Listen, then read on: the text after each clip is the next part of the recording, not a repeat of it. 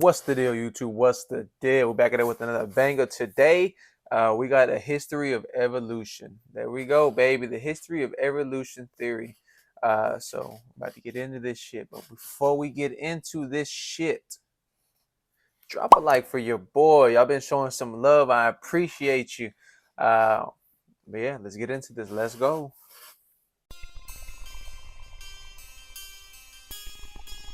ODD TV.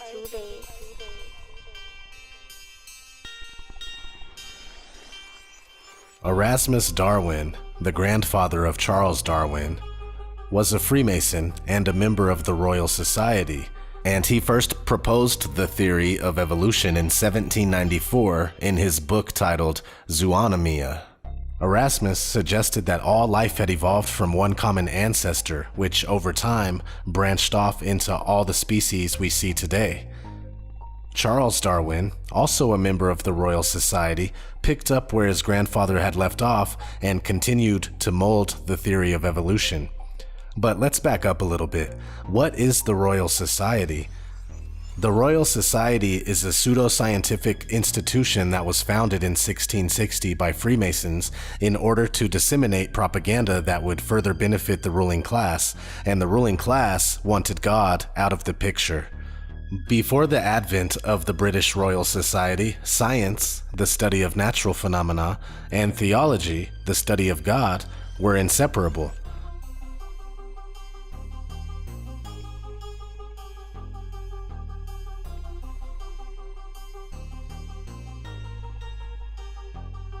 But the Royal Society began to help promulgate not only the theories of heliocentricity, gravity, and relativity, but also the theory of evolution.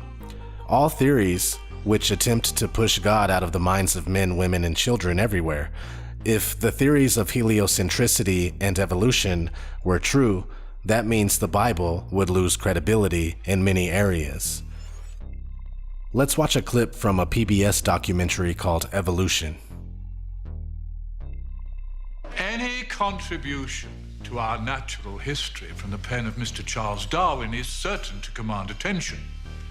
His latest publication, The Origin of Species, is manifestly regarded by him as the opus upon which his future fame is to rest.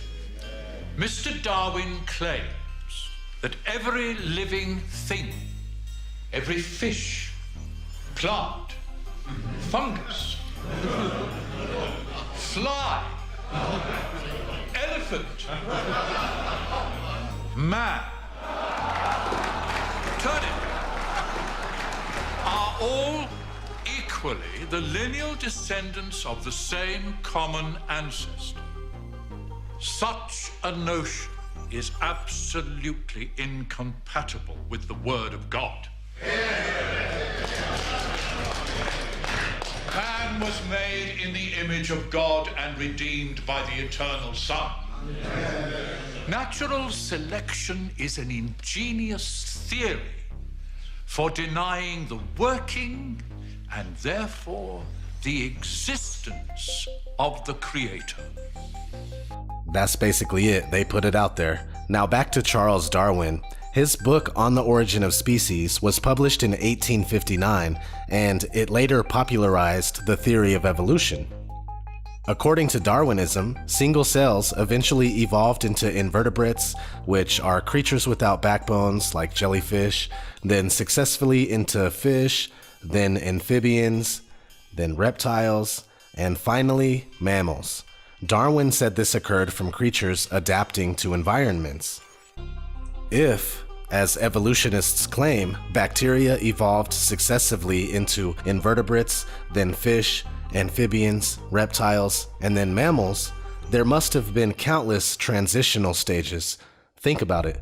For a fish to become a land creature, turning its fins into legs, would require new bones, new muscles, new nerves, and while it was adapting to life on land, a whole new breathing system.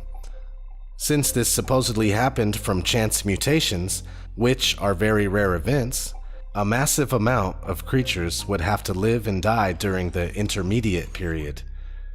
So where's the evidence for these transitions? So So that's one thing that I have an issue with right there off the gate, baby, off the gate.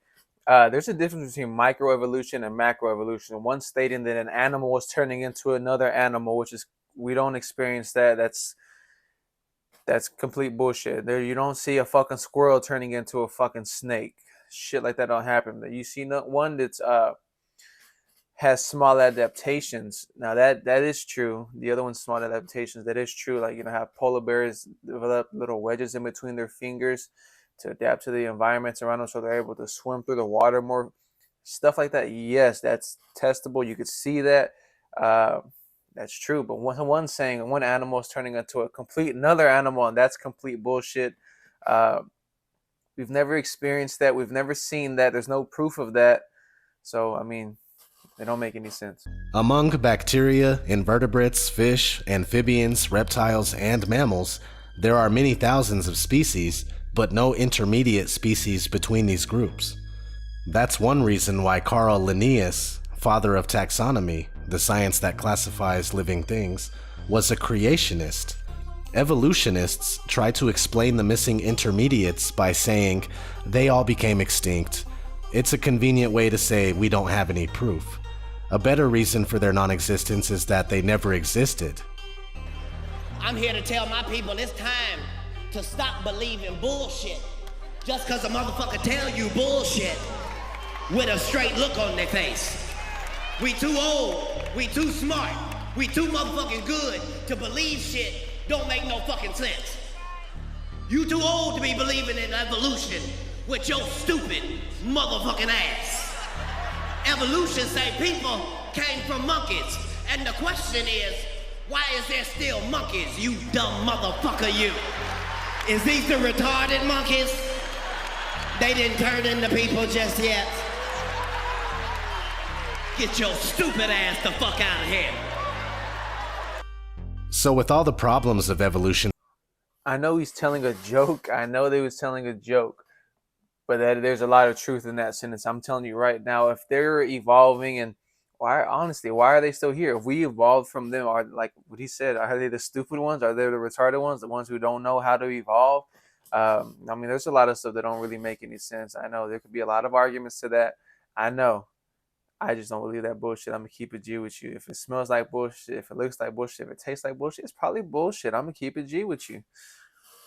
Theory and the lack of evidence, it's easy to see why people weren't buying it at first. Enter Thomas Henry Huxley, Freemason and fellow member of the Royal Society. Known as Darwin's bulldog for his fierce defense of the theory of evolution, by relentlessly defending the theory, he helped familiarize the public with it to a large extent. So now the Darwins and the Huxleys establish a relationship for future generations. Again, most of the members in both families are Freemasons and Fellows of the Royal Society, which was started by Freemasons. Just in case you happen to be unaware of who the Huxleys are, let's look at the family real quick in Wikipedia. The Huxley family is a British family of which several members have excelled in science, medicine, arts, and literature. The family also includes members who occupied senior positions in the public service of the United Kingdom. The patriarch of the family was the zoologist and comparative anatomist Thomas Henry Huxley. Thomas Henry Huxley's grandsons include Aldous Huxley, author of Brave New World and Doors of Perception, his brother Julian Huxley, evolutionist and first director of UNESCO, and Nobel laureate physiologist Andrew Huxley. So you see, just these two wealthy families alone, the Darwins and the Huxleys, have had an immense influence on our society. Let's look at some of the work of Aldous Huxley, specifically his book Brave New World, published in 1932, which presents a future where humans are no longer born, but cloned, hatched in incubators to perform predetermined roles in a worldwide corporate slave state. It's quickly becoming a reality, but there is a passage in the book that I want to spotlight. The older dictators fell because they could never supply their subjects with enough bread, enough circuses, enough miracles, and mysteries. Under a scientific dictatorship, education will really work. with the result that most men and women will grow up to love their servitude and will never dream of revolution. There seems to be no good reason why a thoroughly scientific dictatorship should ever be overthrown. Just that alone gives us insight to how the Huxleys and the Darwins thought. I recommend reading this book. It's not only prophecy, but it's planned prophecy, if that makes sense. It's not authentic, but forced to happen, and average readers will think the book came true on its own. But it was the plan of the ruling class all along. Now let's look at Aldous Huxley's brother, Julian. Julian Huxley was a prominent advocate for eugenics, the science of improving a human population by controlled breeding to increase the occurrence of desirable heritable characteristics. In his 1933 book, The Vital Importance of Eugenics, Julian Huxley argued that the principal goal of eugenics in the short term should be to ensure that mentally defective individuals cease having children. He advocated in particular for prohibition of marriage of the unfit, segregation of institutions containing degenerate individuals, sterilization of the unfit, and that's not really all. I'm just trying to quickly familiarize you with his work. It gets pretty bad. After becoming the first Director General of UNESCO, a United Nations Illuminati think tank, in 1945, Huxley published UNESCO, Its Purpose and Its Philosophy. This manifesto outlined both the broad goals of this newly established organization and Huxley's stance on how UNESCO should attempt to address them. He contended that UNESCO's goals included international peace and security, collaboration among the nations, and human welfare, arguing that these goals could only be accomplished if individuals pursued the most desirable direction in human evolution. Not only that, but Julian Huxley coined the term transhumanism. In a book of essays by Julian called New Bottles for New Wine, he wrote, "I believe in transhumanism. Once there are enough people who can truly say that, the human species will be on the threshold of a new kind of existence, as different from ours as ours is from that of the Peking man.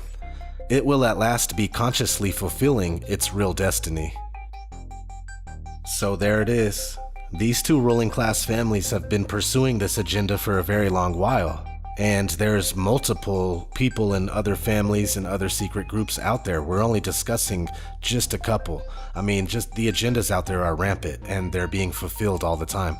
Long before the media was here to program us, there were institutions like the Royal Society to do it instead. But nowadays it's so much easier. We just watch TV. We watch the provided programming, and the lines between fantasy and reality blur like never before. Why haven't any scientists spoken up about the impossibility of evolution? The reason is simple. Those scientists that protest that the facts don't support the theory of evolution are quickly branded creationists, thrown out of scientific circles, and blacklisted so they can't obtain work with any major university or government science project even. And I've heard people say that the reason they don't want to publish papers that disagree is that they built their careers on this. If you were paranoid, you'd say there's a conspiracy. Whatever it is, there is a lot of resistance to getting something published that disagrees. They're scared. You'd lose your job over this stuff. People don't want to come out against anything, against the heliocentric model, against evolution. Scientists, they pretty much have to do the work that is already laid out for them. They have to go with the theories that are already laid out before them. We all know if anybody goes against the mainstream narrative, we are ridiculed, mocked, and shamed, and it's just absolutely garbage, man. We need to change this. This has been ODD TV. I'm gone.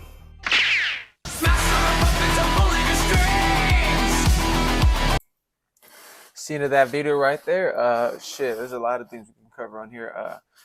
What he said, the little ending topic, he said the reason why a lot of other science, facilities won't support stuff like that is the moment you go against the mainstream narrative, they ban you, they blackball you, they don't allow you to work with other people in that group, they don't allow you to work in certain universities. And you may think that, oh, that's a far stretch. Okay, so let's fast forward to where we are now. This video was made like 6 years ago, right? Now, 2020, what happened in 2020. I don't want to say it for YouTube's purposes, but the bug that went around, there was plenty, and there was thousands of nurses and doctors who were saying the complete opposite from what the mainstream was saying. A lot of them were getting fired. They weren't allowed to practice medicine anymore.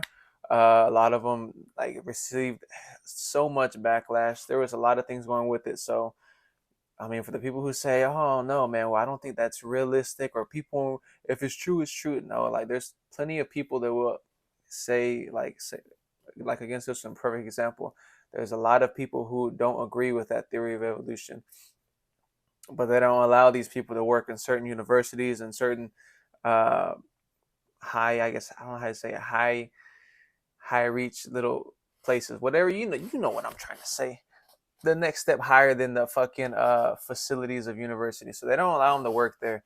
Exact same reason why they weren't allowing a lot of other nurses and doctors to stand out talking about it when it came to the bug that was going around. Even 2 years later, a lot of people are realizing a lot of that shit was so it was not as bad as they said. It wasn't. A lot of the things that they came out with was not true at all. And now you're looking at all the nurses that were saying that 2 years ago when they were in the midst of all of it. You were shaming them, calling them names, and all this different type of shit. All their information was false. It was wrong, and comes out 2 years later. A lot of it was correct. A lot of it was they weren't wrong. They were wrongfully fired. So I mean, that stuff does happen.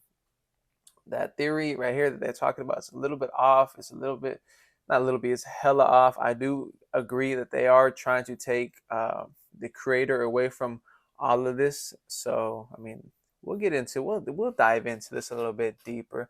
We'll go into some more stuff. This is just a little tip of the iceberg, something to just get your tongue wet, all right? It ain't nothing crazy, but let me know what you think of this video below. Drop your comments below in the box as well, man. Let me know what y'all think about this. Holla back at your boy.